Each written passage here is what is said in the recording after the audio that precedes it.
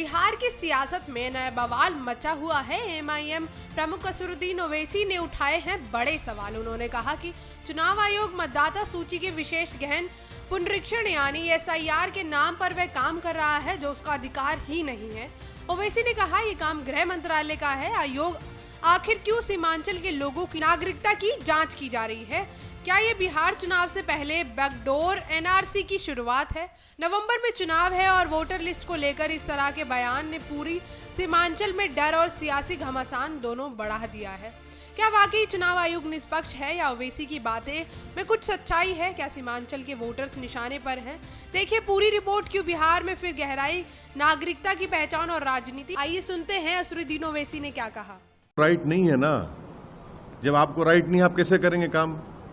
Right है home ministry को, right है वो एसपी बॉर्डर को, फिर उसके बाद एमएचए के 3 ऑफिसर साइन करना पड़ता, फिर उसके बाद जाता है फॉरेनर्स ट्राइब्यूनल को।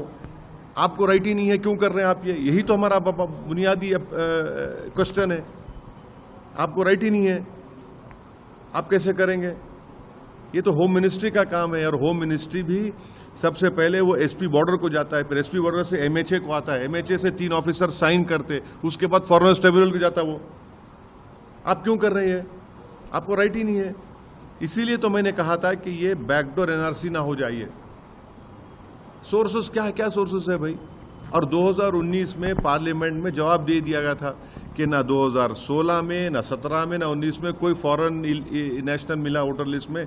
सिर्फ एक मिला तेलंगाना में, एक मिला वेस्ट बंगाल में, एक मिला गुजरात में। अब बताइए इस पर क्या बोलेंगे? समरी जो रिवीजन हुआ 2025 का, ये खास तौर से सीमांचल का, किशनगंज, पूर्णिया, कटिहार, अररिया का, वहां पर तो किसी का नहीं निकला कि ये सिटीजनशिप नहीं है, डॉक्यूमेंट नहीं है। क्या बताया गया उसमें कि ये उसकी मौत हो गई वोटर की, या शिफ्ट हो गया, या नॉट फाउंड, एब्सेंट है।